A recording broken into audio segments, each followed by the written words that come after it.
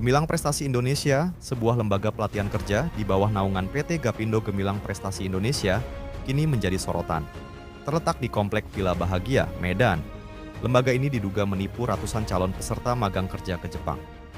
6 peserta yang berinisial SNL, SNA, AA, PE, TRM, dan IHS mengaku telah membayar biaya 40 hingga 50 juta rupiah per orang.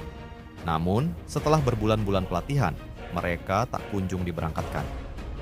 Mereka mendesak pihak LPK Gapindo untuk segera mengembalikan uang mereka dan meminta aparat menangkap pimpinan lembaga ini.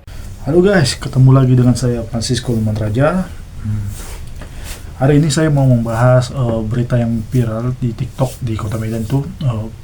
Salah satu LPK di Kota Medan itu gimana bilangnya, katanya menipu para calon-calon peserta kerja di Jepang. Mereka sudah menyetor sekian 40 jutaan ini, terus nggak ada kabar, terus katanya mereka sudah nama mereka di blacklist di Jepang. Jadi para peserta ini melaporkan ke kepolisian dan sekarang lagi ditindaklanjutin gimana. Tapi sebelum itu saya mau bahas dulu, ini LPK ini sebenarnya LPK saya juga dulu ya. Saya di Medan ya, namanya LPK-nya iklan sharing aja, nama LPK-nya di Medan itu. Jadi saya di zaman saya itu, saya juga alumni 2015 di LPK itu.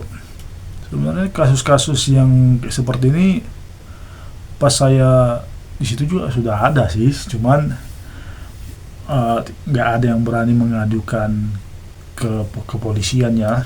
Teman-teman saya juga waktu itu mengalami hal yang sama, cuman mereka takut kali ya. Jadi respect juga lihat para adik-adik ini berani melaporkan ke kepolisian atas tindakan LPK tersebut yang tidak ada pertanggungjawabannya. Jadi yang tadi saya melihat beritanya di TikTok, terus saya searching, kebetulan ada juga yang satu marga sama saya, perempuan. Tadi saya cari-cari kontaknya di Instagram, terus dapat, saya chat dia, terus saya telepon, saya tanya sih gimana kasusnya yang terjadi. Jadi tadi buat adik itu cerita, dia ini kan asalnya dari Riau ya katanya. Dia dan teman-temannya kalau nggak salah 7 orang kalau nggak salah, mereka melaporkan ke kepolisian. Cerita dia itu dulu bekerja di Malaysia, terus ada teman dia satu kerjaan pengen ke Jepang, terus dia dapat info dari temannya itu. Jadi si adik ini penasaran, dia pulang dari Malaysia terus mendaftar ke Medan, ke LPK itu, nggak usah kita sebutkan. Yang lucunya biaya dia ngambil Tokuti Gino, katanya biayanya besar banget ya. Biayanya itu sekitar dia kena 45 juta, jadi dibayar 45 juta. Terus yang lucunya kata si adik ini, harganya berbeda-beda. Dia 45 juta, yang lain ada 40 juta, ada 35 juta. Yang setahu saya, program Tokuti Gino itu biaya ya, waktu itu juga saya sebelum masuk perusahaan sekarang ini, saya sempat ngambil di Solo itu sekitar 20-an. Jadi program Tokuti Gino itu setahu saya standar itu sekitar 26 juta ya. Nggak tahu saya yang salah atau enggak, silakan berkomentar ntar. Jadi dia kena 45 juta, itu lain untuk tempat tinggal dia, makan dia ya. Terus yang jadi permasalahannya katanya mereka itu tidak ada melakukan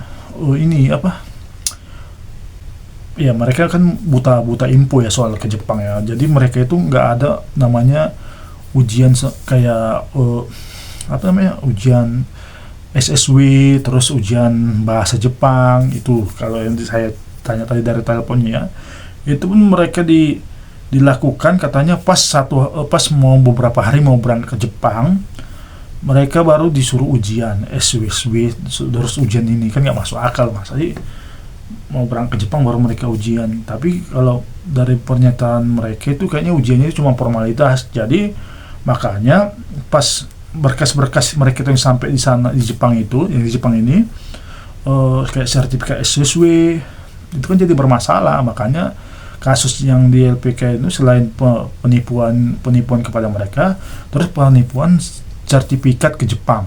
Makanya berimbasnya kepada adik-adik yang 7 orang ini, nama mereka ini jadi di blacklist di Jepang selama 5 tahun. Kasian banget gak kayak gitu.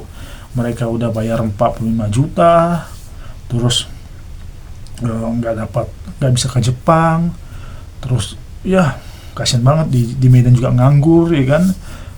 Mereka jauh juga di Riau kan, dari Riau ke sini udah berapa coba, kasian ya. Kalau tentang soal LPK nanti di lain waktu saya jelaskan apa aja kekurangan dari LPK itu waktu saya di situ juga ya, tapi ya nanti kita bahas yang sekarang dulu.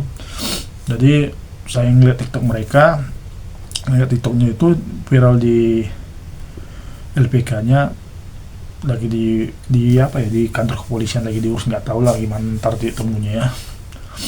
Ya memang sih di Medan tuh teman-teman saya yang satu LPK dulu pasti ya tahu lah gimana kasus LPK tersebut ya.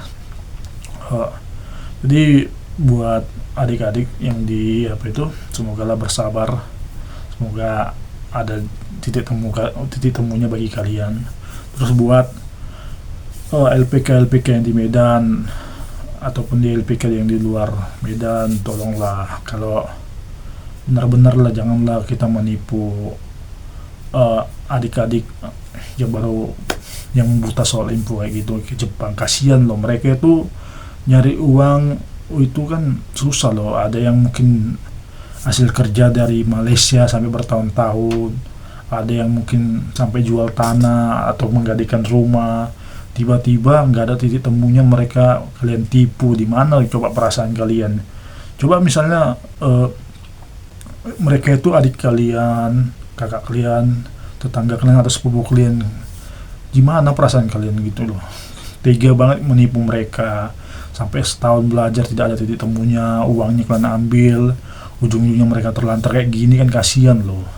Saya juga pernah mengalami hal itu ya, tapi nanti saya ceritakan gimana. Cuman kan waktu itu saya masih mampu karena saya juga ada adik saya sudah ke Jepang ya, jadi adik saya membantu saya kan.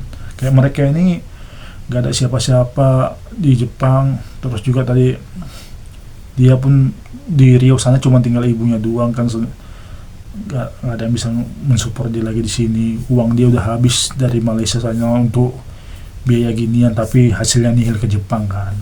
Tolonglah buat yang LPK yang gadungan, janganlah kita coba berbohong, menipu. Kasihan loh, nyari duit itu memang susah, tapi jangan dengan cara kayak gini loh. Kasihan loh mereka ini ya.